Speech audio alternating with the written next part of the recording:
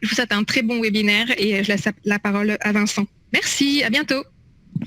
Merci Marion, bienvenue à tous pour ce nouveau webinaire donc portant sur les cellules civiles et on va rentrer tout de suite dans le vif du sujet. Je vais commencer par présenter le concept de cellules civiles, différents cas d'usage, voir comment y accéder dans OpenRoads. Ensuite, on verra en détail la création d'une cellule simple pour bien décomposer les principales étapes et contraintes, pour récapituler donc les bonnes pratiques de création des cellules. Et bien sûr, la traditionnelle séance de questions-réponses. Alors, donc, qu'est-ce qu'une cellule civile? En fait, donc, techniquement, c'est une cellule microstation qui inclut des objets OpenRoads. Bon, d'accord. L'idée, c'est en fait, c'est un programme graphique qui répond au concept donc de Model Once, Reuse Many. Quand vous modélisez un accès, par exemple, dans OpenRoads, donc vous allez commencer par créer un objet de référence et vous appuierez sur des bords chaussés existants. Et à partir de l'arrière et du bord chaussé, vous allez créer des objets qui décrivent la géométrie souhaitée, ensuite créer un modèle de terrain, appliquer des modèles linéaires au bord chaussé, etc., etc. Et vous savez déjà que dans OpenRoads, chaque fois que l'on exécute une commande, OpenRoads se rappelle de la commande en elle-même et non pas du résultat de la commande. Donc à chaque fois que vous faites un clic, que vous créez un objet, en fait vous créez un mini-programme qui pourra donc être réexécuté dans un autre contexte. De la même façon qu'une fois que j'ai créé cet objet, en manipulant les objets sources, je peux le déformer et l'adapter à différentes géométries. Les cellules civiles vont permettre justement de réappliquer toutes les opérations de modélisation que vous avez fait manuellement la première fois dans différents contextes. Et donc c'est vraiment extrêmement intéressant, je pense, dans le domaine des infrastructures, parce que plutôt que d'avoir un assistant pour un rond-point, un assistant pour un tourne à gauche, etc., on a un concept donc qui va permettre de modéliser très facilement des aménagements répétitifs. Je précise déjà que les objets inclus dans la cellule civile sont des éléments OpenRoads éditables ensuite comme n'importe quel objet. Donc, par exemple, si ensuite, après avoir placé la cellule civile dans ce contexte-là, je souhaite modifier le talus, et ben, je vais modifier le talus, je vais changer, je vais rajouter des caniveaux, des trottoirs, etc. Donc quels sont les cas d'usage? En fait, c'est sky's the limit. Je fais beaucoup d'anglais en ce moment. Votre imagination est la limite, en fait. Parce qu'on peut faire des carrefours hantés, des giratoires, des tournes à gauche, des RAU, des bretelles, des échangeurs complets même. Des musoirs avec des balises 3, des ouvrages pour les ouvrages d'art, des quarts de cône, des culées, des perrets, des arrêts bûches, des accès, des places parking, rampes, PMR, îlots, traversées piétons, bassins, merlons, andins, digues, murs anti-bruit, marquage au sol, traversée hydraulique, cadre au béton. Tout ce qu'on peut modéliser dans OpenRoads, et on peut à peu près tout modéliser, peut être donc encapsulé dans une cellule civile pour être répliqué dans un nouveau contexte. On a donc à la fois un gain de temps énorme en vitesse de conception, puisque au lieu de mettre, mettons, 20 minutes ou 1 heure à modéliser une bretelle d'échangeur, vous allez mettre 3 minutes pour la bretelle d'après, tout en appliquant exactement les mêmes normes. Donc vous aurez une consistance d'un projet à l'autre ou d'une bretelle à l'autre, tout en pouvant, c'est le en même temps qui est important, tout en pouvant donc éditer comme bon vous semble l'intégralité des paramètres ayant conduit à la création de la cellule civile la première fois. Donc on va s'attacher aujourd'hui à un cas relativement simple, mais pour se focuser, se concentrer sur la méthode. Et voilà, donc modélisation d'un accès en cellule civile. Mais avant, juste un mot sur la gestion de cellules civiles. Donc, elles sont dans les répertoires DGNlib Civil Cells, que ce soit donc au niveau de la configuration et du workspace que vous utilisez, ou dans vos workspace particuliers ou workset particuliers. Et vous pouvez donc contrôler tout cela via la variable civil cell DGNlib list.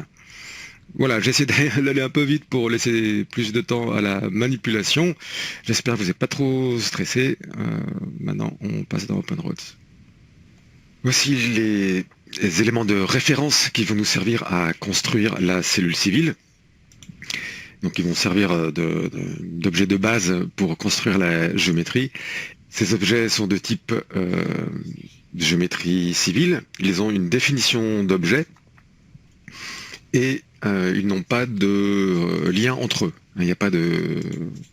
Ils ont été construits par déport les uns par rapport aux autres, mais il n'y a pas de lien entre eux. Ça, c'est pour éviter tout souci ultérieur de récursivité ou de surréférence. Et ce sont des objets 3D.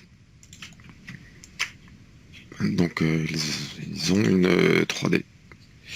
Donc pourquoi elles ont une 3D? Parce que je vais vouloir construire une cellule civile complète, y compris les talus, et donc j'ai besoin d'objets de référence avec une altimétrie 3D. Et de la même façon que pour les éléments en plan, les altimétries 3D, il n'y a pas de lien entre objets, ils ne sont pas pantés les uns par rapport aux autres. J'ai juste utilisé donc la commande profil par altitude constante pour donner une altimétrie. En fait, ils sont tous plaqués à 0 de façon à avoir une géométrie simple pour le départ et la construction de la cellule civile. Alors, on va commencer donc la création de la cellule. Donc toute géométrie, vous le savez, dans OpenRoads commence par l'activation d'une définition d'objet, et là en l'occurrence j'ai déjà cet objet qui a la bonne définition d'objet, donc je vais l'activer. Je vérifie que cette case est activée, donc là définition d'objet est non seulement choisie mais activée. J'ai activé donc la mémorisation des accroches objets, et ensuite donc on va maintenant commencer par créer l'accès. Donc cette ligne de référence servira à positionner donc l'arrière de l'accès. Et donc je vais commencer par faire une copie parallèle de cet objet. Alors normalement, donc, puisque cette ligne doit désigner l'arrière de la cellule civile, elle devrait avoir un déport de 0. Mais comme là, si j'ai des éléments superposés, ça va pas être terrible, je vais faire un déport de 5 cm, histoire de pouvoir voir quelque chose.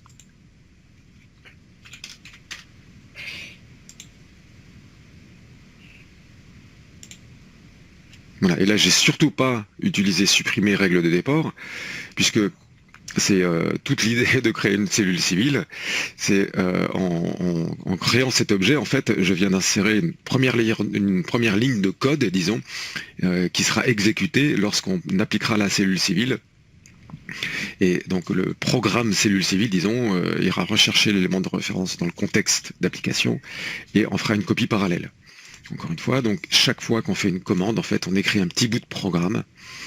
Et c'est pour ça que, même si j'ai insisté dans l'introduction, quand on crée une cellule civile, encore plus que lorsqu'on crée de la géométrie en général dans OpenRoads, il faut vraiment faire attention au moindre clic, à la moindre option, puisque ce n'est pas seulement l'objet créé qui est important, mais surtout la manière dont il est créé. C'est la manière dont il est créé qui va permettre à OpenRoads de le répliquer correctement dans un nouveau contexte. D'avoir un programme correct qui conduit à un résultat qui vous convient. Voilà, donc j'ai le décalé. Maintenant, je vais construire les bords. Et pour ça, donc, je vais prendre ligne depuis élément et ligne depuis élément. Tout est décoché, donc je vais pouvoir rentrer les valeurs en interactif. Donc l'élément de départ, c'est cet élément-là. Le déport est de 0. Ensuite, le point de départ, je m'accroche sur cette extrémité en point clé. Et là, je dois désigner donc deux paramètres, puisque j'ai les petites flèches gauche-droite, donc le biais, et l'abscisse de début, 0. Puisque par rapport à ce point, donc je souhaite avoir un départ de 0. Ensuite, on va orienter les 90 degrés, donc soit par là, soit par là. Ça me paraît plus logique de l'orienter vers le bas. Et là, je ne vais pas activer de verrou, ça serait pas intelligent là, ça n'apporterait rien, parce que je créerai une contrainte qui n'a pas lieu d'être, puisque cette distance-là va être complètement différente dans le contexte d'application future de la cellule. Et en plus, de toute façon, cet élément-là, je vais en créer un intervalle pour venir créer les rayons de raccordement. Donc je vais juste faire un data point, un clic gauche, en vérifiant bien que abscisse de fin est déverrouillé. Et j'ai aucune raison de prolonger, découper. Donc je vais le faire de l'autre côté. Les verrous ont été maintenus, c'est parfait.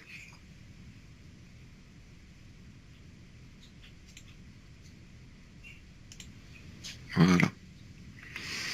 Ensuite, donc, je vais devoir placer les raccords.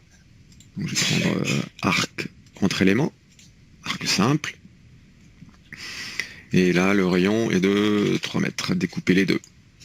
Et je commence par désigner donc l'objet de référence.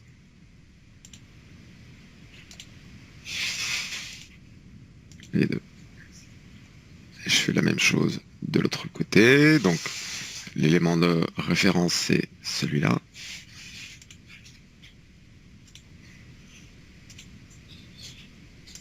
Voilà. Donc, lorsque l'on crée une cellule civile, comme quand on crée de la géométrie en général, mais encore une fois, encore plus que lorsqu'il s'agit d'un élément pour une cellule civile, à chaque opération, on doit vérifier que ce qu'on pensait avoir fait a bien été compris par OpenRose. J'ai bien les accroches points clés. Je vérifie le comportement de ce que j'ai créé par rapport à l'objet de référence. Donc, je lis bien que si le contexte d'application est différent, j'aurai bien un comportement a priori correct. Voilà, ça a l'air pas mal. Et ce qui est recommandé aussi, c'est, à chaque étape importante, c'est de simuler la création de la cellule civile. On ne va pas la créer vraiment, mais on va juste lancer la commande de façon à s'assurer que lorsqu'on créera la cellule, les éléments que l'on vient de créer seront bien intégrés à la cellule. Et pour ça, donc, on prend la commande de création de cellule civile. On ne se préoccupe pas trop des paramètres, puisque là, en l'occurrence, on va juste simuler sa création. Donc, on ne va pas perdre de temps à renseigner ces champs, mais on va répondre au prompt, éléments de référence. Donc, les 3 éléments ont bien été pris en compte, les 2 bords et l'élément initial, l'arrière de l'accès. Et je continue par désigner les éléments de référence. Voilà. Et je vois bien que tous les objets que j'ai créés sont mis en surbrillance. Ils seront bien inclus dans la cellule lorsque je créerai celle-ci. Mais donc c'était juste pour vérifier ça que j'ai lancé la commande. Donc j'aborte la commande par échappement. Et ensuite, donc, on va pouvoir continuer notre modélisation. Donc ensuite, ce que je vais faire, c'est que je vais rajouter un arc là pour représenter donc le haut de la bordure le long de cet arc. Et pour ça, donc, je vais prendre la création arc entre éléments. Pourquoi? Parce que je vais vouloir spécifier un déport qui correspond à la distance, la largeur de la bordure, là, les 15 cm 2, plutôt que de créer un décalé, etc. Donc, quand on a une boîte de dialogue assez importante comme ça, c'est peut-être pas mal de valider toutes les options et ensuite d'aller dans la phase interactive. Donc découper, prolonger, ça va être les 2. Rayon, donc ça va être les 3 mètres plus la largeur de la bordure. Le déport arrière, donc ça va être les 15 cm 2. Déport après, donc ça va être 0, puisque je vais me connecter sur cette ligne-là. Et là, aucun. C'est parti. Donc je clique bien vers ce côté-là pour faire le déport. Le deuxième élément, c'est cette ligne, déport 0. Et je choisis donc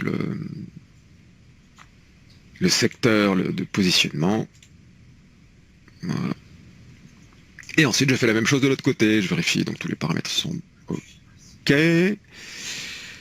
Premier élément. Donc le deuxième élément. Il est là. 0. OK. Ensuite, donc, alors je vais pas le refaire à chaque fois, mais franchement, je vous invite surtout au début à vérifier à chaque étape que les objets réagissent bien comme vous le souhaitiez. Donc voilà, les deux éléments que je viens de rajouter sont bien orange. Donc là où pour un souci de temps et pas alourdir la présentation, je vais pas le faire à chaque fois, mais franchement, c'est important de le faire parce qu'il n'y a rien de plus frustrant lorsqu'on crée une cellule civile de créer tous les éléments, de passer du temps à affiner la création de la cellule et puis au dernier moment, lorsqu'on crée la cellule, il en manque les trois quarts. Donc pour vous éviter ces moments de solitude, testez. Voilà, ensuite qu'est-ce qui me reste comme élément? Donc maintenant pour fermer l'accès, je vais dupliquer en fait ce bord chaussé de ce point-là à ce point-là. Donc c'est une technique qui est très répandue en géométrie civile, hein, c'est de faire un départ à 0. Donc je libère tous les champs. Et donc l'élément de référence, c'est ce gars-là. De ce point-là à ce point-là. Voilà, donc il est bien là.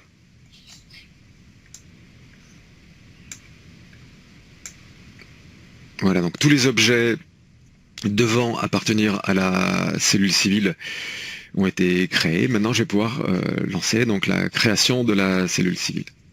Là, en fait, j'ai oublié deux petits éléments. Là, ce sont les bords qui vont matérialiser la fin de la bordure. Voilà, si on veut un dessin correct. Donc, ligne entre points. De là à là.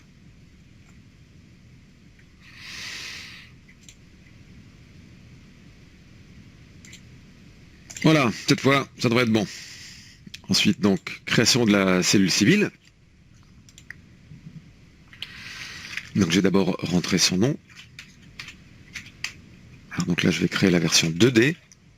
D'abord, puisque on n'a pas... Parce que même si les objets de référence ont de la 3D, là, je n'ai créé aucun profil en long, mais on va déjà vérifier donc la création de la cellule en 2D. Ensuite, donc, on doit désigner les objets de référence en leur donnant des noms. Et le mécanisme donc dans OpenRose Designer, c'est que vous voyez que le nom de l'objet de référence est pris est déduit plutôt de l'élément sur lequel je suis. Donc là, si je vais sur un objet de ce type-là,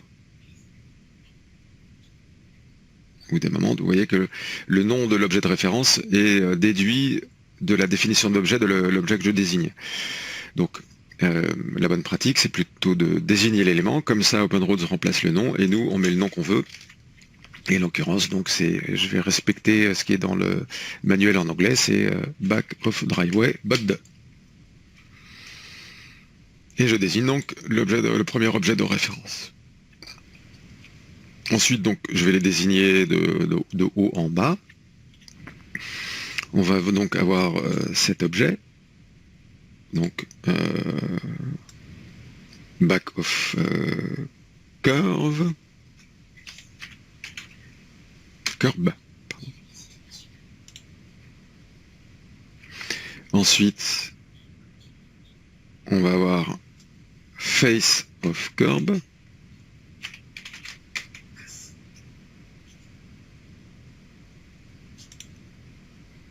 Et enfin, l'objet qui représente donc le fil d'eau de la bordure, qu'on va donc appeler gutter.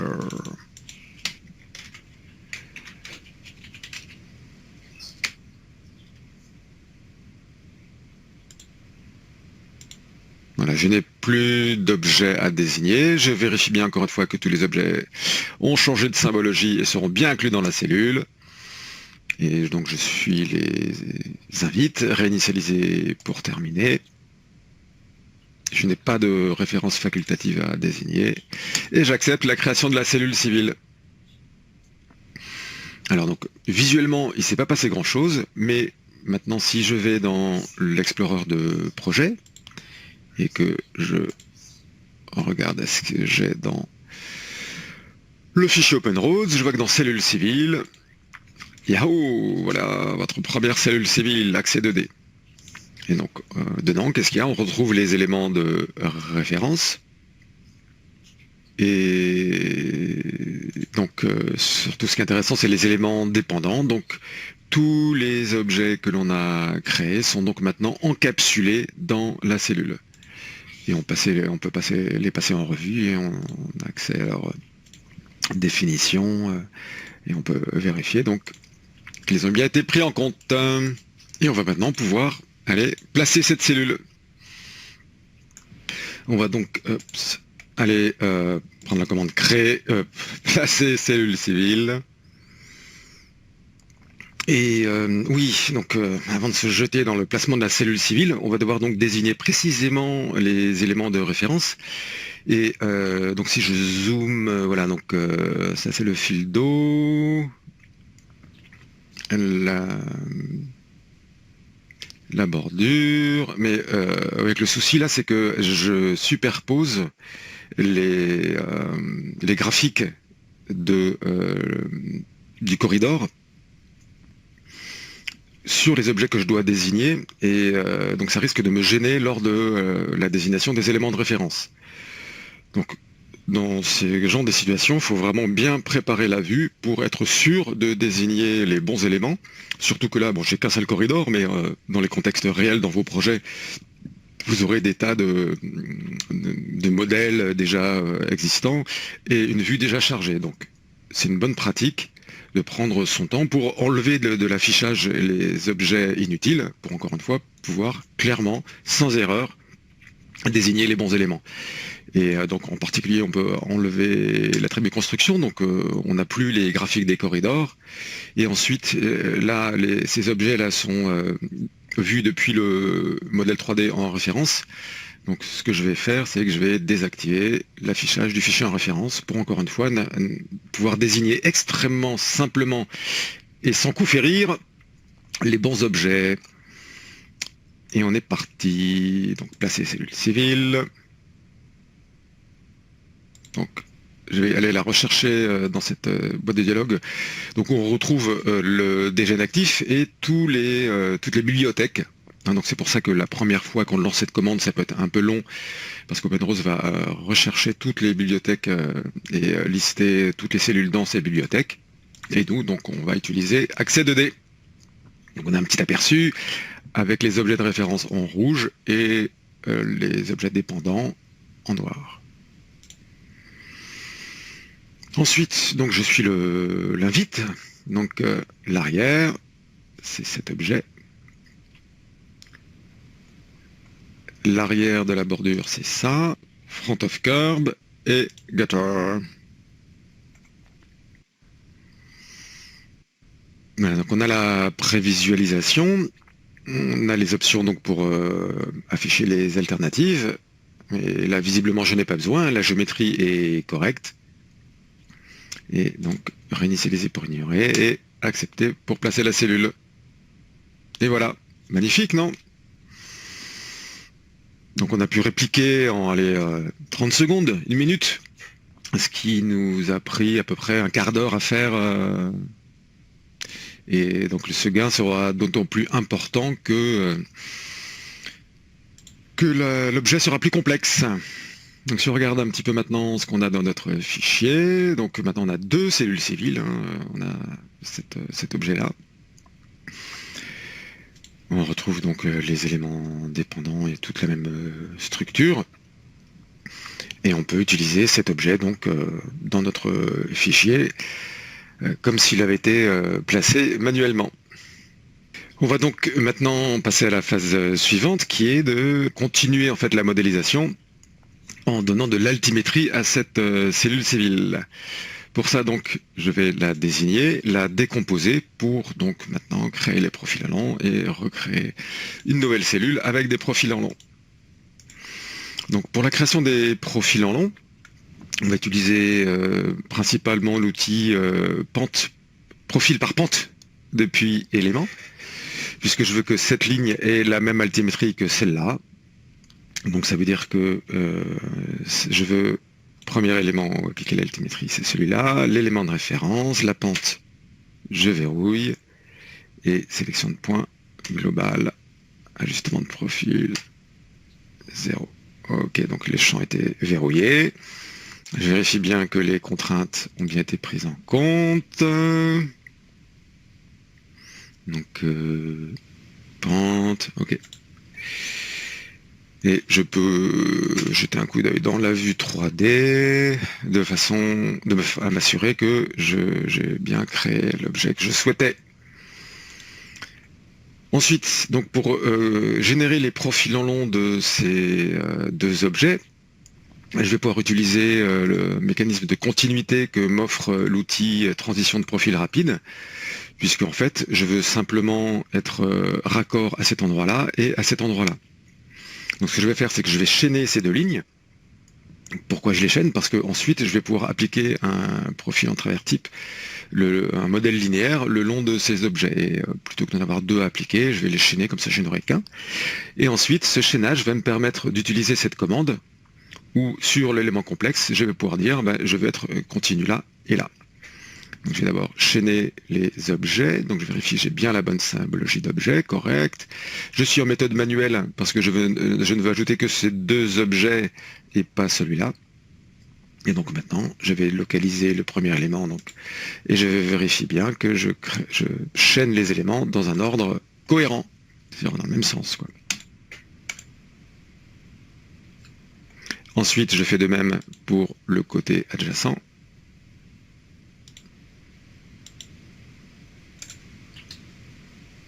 Voilà, j'ai deux éléments complexes. Et maintenant, je vais pouvoir utiliser la commande profil d'éléments, donc méthode linéaire, puisque je ne veux pas continuer de continuité de pente forcément à cet endroit-là. Donc je valide l'option. Et donc l'élément à définir, option, l'élément à définir. Donc maintenant, qu'est-ce qu'il me reste à faire? Alors il me reste ces objets, donc même motif, même punition, profil par pente depuis élément. L'élément où appliquer l'altimétrie, c'est celui-là. Élément de référence, pente 0, tous les points. Vérifier le côté opposé. Donc le premier élément, c'est celui-là. L'élément de référence, c'est celui-là, c'est bien ça. Ok. Ensuite, pour le joint, là, la frontière entre les deux plateformes, donc là, je vais utiliser exactement la même technique, puisque donc, ce sont des objets qui doivent avoir la même altimétrie. Donc, premier élément, élément de référence. Voilà, donc alternativement, j'aurais pu utiliser une projection de profil, plutôt une projection d'étendue de profil, mais a priori, ces deux commandes conduisent au même résultat. Voilà, donc a priori, tout est OK. J'ai des objets 3D. Donc maintenant, ce que je vais faire, c'est créer un modèle numérique de terrain qui va donc comprendre ces objets. Donc je vais dans terrain, à partir d'éléments. Donc ce sont des objets de type frontière, hein, parce que je ne veux pas qu'il y ait des triangles à l'extérieur là.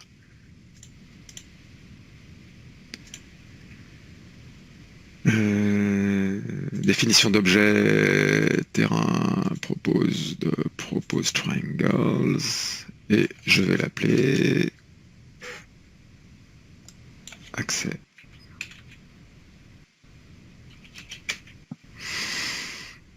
Donc, premier élément, deuxième élément, troisième élément, quatrième élément, 5. Non, fallait pas désigner ces éléments, Vincent, à quoi tu penses? Frontière. Alors, donc les frontières, ce sont ces objets, pas ces objets, celui-là et celui-là.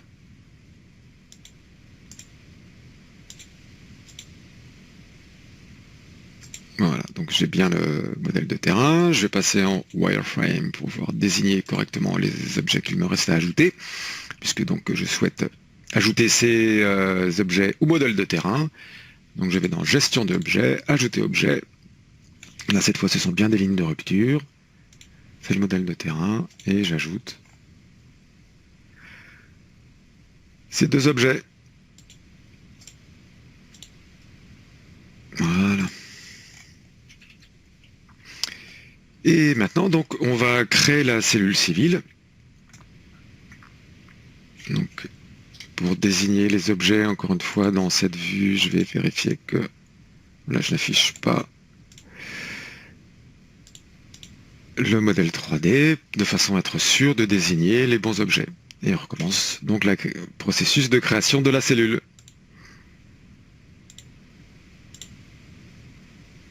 Donc, elle s'appelle toujours accès 2D.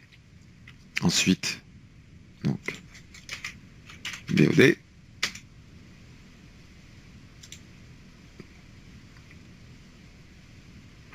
Ensuite, back of curve.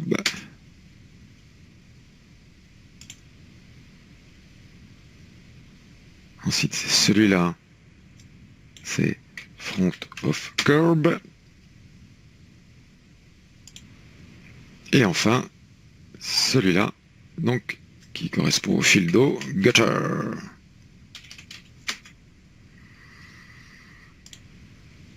Voilà, donc là je vérifie bien que tous les objets sont bien mis en surbrillance, y compris le modèle de terrain. Et donc là, je pourrais créer la cellule civile, la placer, etc. Mais je sais déjà là que le modèle de terrain sera bien inclus. Et du coup, je vais pouvoir passer à la phase suivante qui va être de décrire les bords chaussés. Donc pour ça, je vais appliquer un profil en travers type à ces deux objets par le biais de cette commande appliquer un profil type linéaire. Donc tout est déverrouillé. Je vais vérifier. Donc on va prendre end conditions, combined et cut and fill slope table 1. Ensuite donc l'élément appliquer l'altimétrie. Je valide le choix. Alt pour verrouiller au début. Alt pour verrouiller la fin. C'est bien de ce côté-là. 5 degrés. Pas forcément besoin de rentrer une description à cette étape-là. Ensuite, donc, même motif, même punition, cet objet. Je valide les verrous de ce côté. Voilà, donc pour bien vérifier les objets, enfin vérifier, afficher les objets des modèles linéaires, je peux afficher l'attribut construction. Et donc voilà, maintenant si je jette un coup d'œil dans le modèle 3D, voilà, j'ai la cellule civile telle que je veux la modéliser. Ensuite, donc, maintenant on va procéder à la création de la cellule civile 3D. On va donc revenir dans la commande de création des cellules civiles. Je vais à nouveau enlever de l'affichage les objets de type construction. Donc c'est plus accès 2D, mais c'est accès 3D.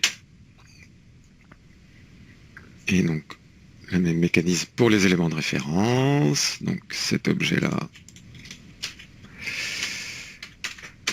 Bud.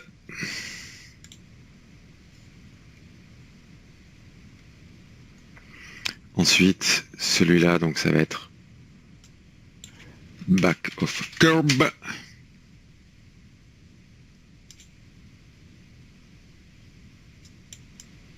Front of curve. enfin, celui-là, c'est bien gutter. Non, c'est donc gutter.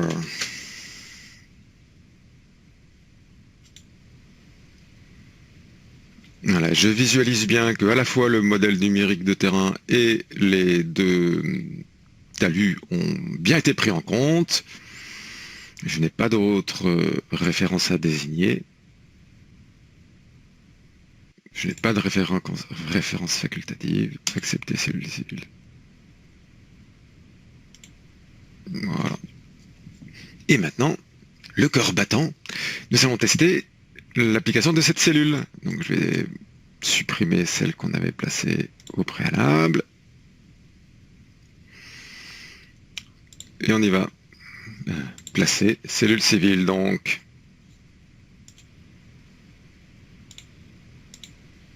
Donc cette fois c'est accès 3D. Je vois avec plaisir que les objets ont bien été pris en compte. Et maintenant je vais renseigner les paramètres. L'arrière du driveway, l'arrière de la bordure, la face de la bordure et le fil d'eau. Donc le temps est un peu plus long parce que là du coup OpenRoads doit calculer les profils en long, créer le modèle de terrain et refaire le boulot à notre place quoi. Donc il va quand même un peu plus vite que nous. Donc on va pas trop se plaindre. L'aperçu est correct. Clic droit, accepter le placement.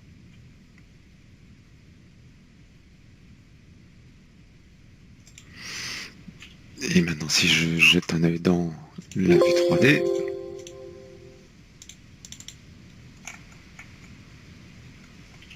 je lis bien que la cellule a été appliquée correctement. Alors un petit coup de transparent peut-être.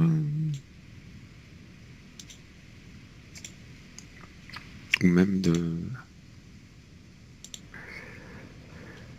Et donc on voit, enfin on comprend que la cellule a bien été créée correctement, alors je vais peut-être matérialiser un petit profil histoire de bien vérifier ce qui se passe par là.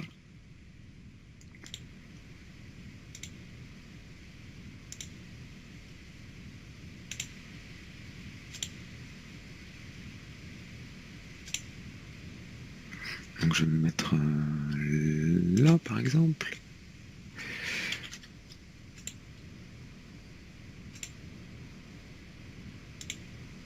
Le gars classique, j'ai perdu la commande en ouvrant la vue.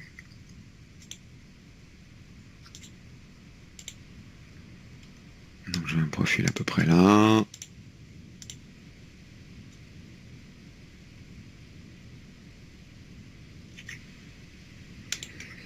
Voilà, donc là on a un peu du mal à voir ce qui se passe parce qu'on superpose les deux talus. Donc ce qu'on va faire maintenant, c'est rajouter donc la cellule civile en tant que référence de découpe pour le corridor. Donc je n'ai pas d'option de tunnel, je désigne le corridor et voilà, je vais désigner chacun des objets, donc les deux objets linéaires et le modèle de terrain.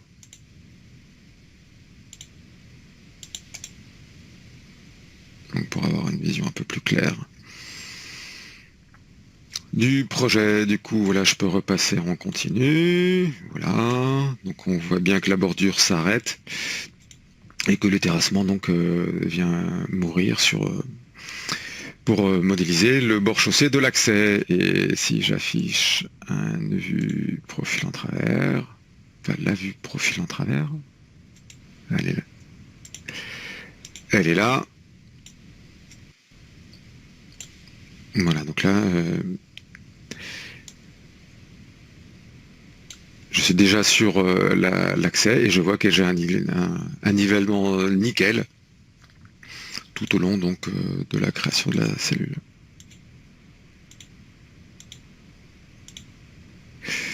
Mais là, ce qui m'embête un peu, c'est que j'ai dû manuellement faire ces opérations de découpe. Alors qu'en fait, on va voir maintenant donc que je peux très bien rajouter la cellule civile en tant qu'objet de découpe pour le corridor dans les paramètres de la cellule civile. Et donc quand je viendrai la placer, à ce moment-là, OpenRoads me demandera quel est le corridor à couper. Donc je vais commencer par supprimer cette cellule-là, puisque je vais la modifier et la replacer.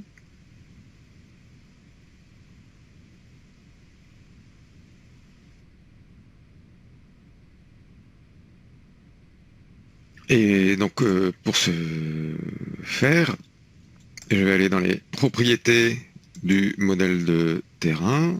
Je peux le désigner plus facilement là-dedans. Et parmi les options, donc, comme le terrain sait qu'il appartient à une cellule civile, maintenant j'ai une option supplémentaire qui est de l'ajouter comme référence de découpe pour le corridor. Voilà, donc maintenant si je vais dans la cellule civile, je vois que j'ai un périmètre de découpe du corridor. Et maintenant, donc, je vais tester à nouveau le placement de cette cellule.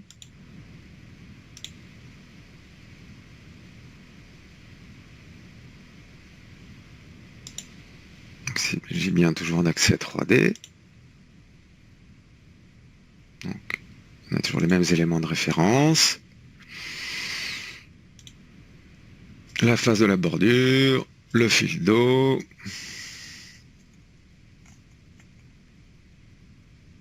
Le placement de la cellule, clic droit. Et là, vous voyez, sélectionner les corridors à découper. Et donc, le corridor à découper, c'est ce corridor. Je confirme et j'accepte.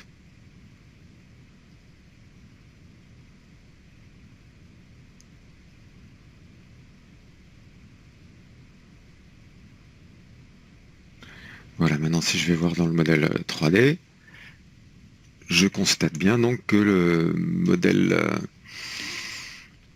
de terrain a été, que le corridor, pardon, a été découpé par rapport au modèle de terrain, et ce donc y compris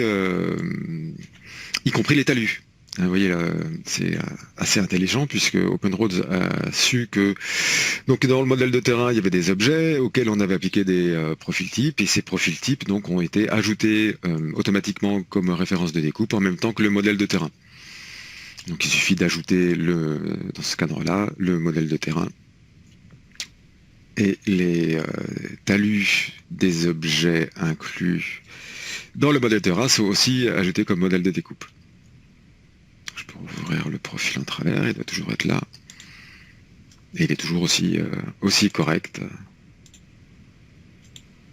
On a donc une continuité sans faille de la cellule civile.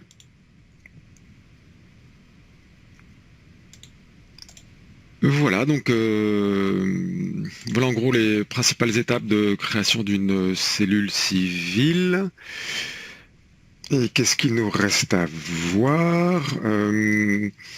Oui, donc concernant la processus des créations des cellules civiles, on a vu qu'il valait mieux procéder de manière incrémentale, donc d'abord faire la 2D, vérifier que tout marche bien, ensuite faire la 3D, vérifier que tout marche bien, ensuite éventuellement donc générer les objets dont on a besoin comme les modèles de terrain et rajouter les modèles linéaires, et que le processus qu'on a vu jusqu'à présent imposait de créer la cellule, de la décomposer, de la recréer, de la décomposer, etc.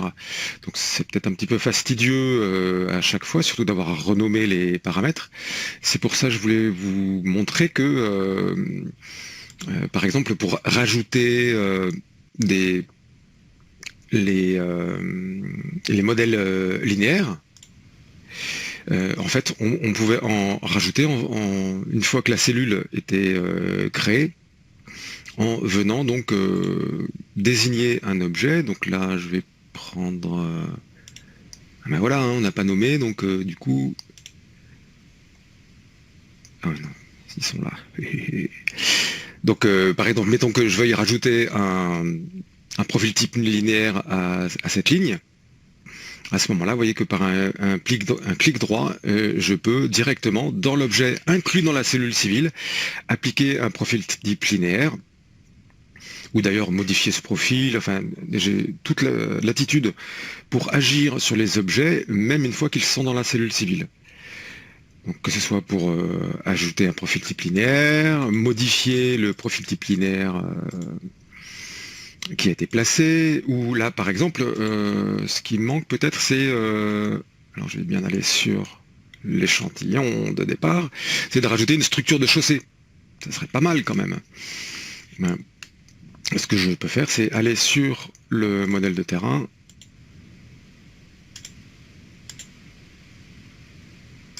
et oui, ah non, là c'est vrai, on peut pas le faire depuis là, mais je peux le faire directement depuis en sélectionnant le modèle de terrain et en ajoutant un profil type. Donc là je vais prendre Surface Aggregate.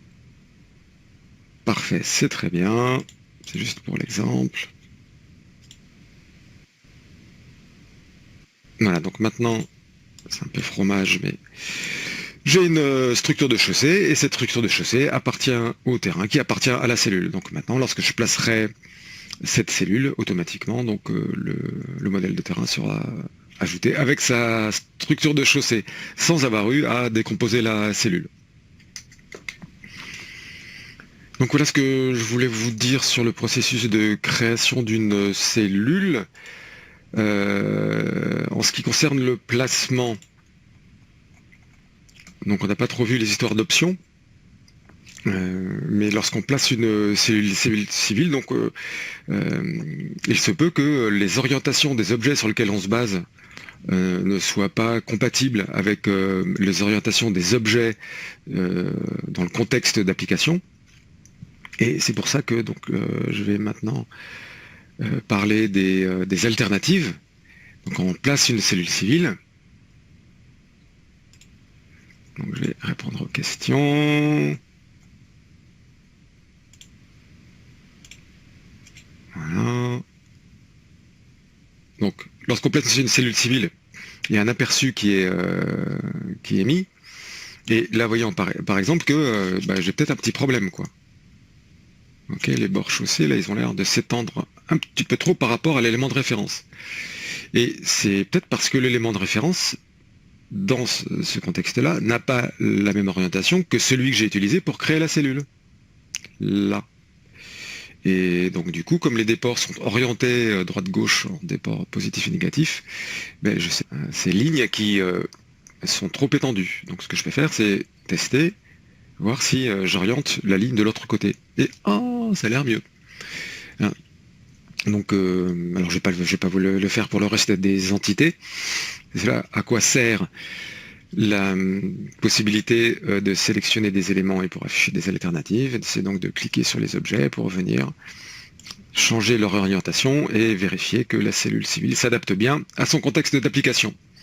Voilà, donc je vais aller jusqu'au bout. Pourquoi? Pour bien vérifier qu'on a le modèle de terrain.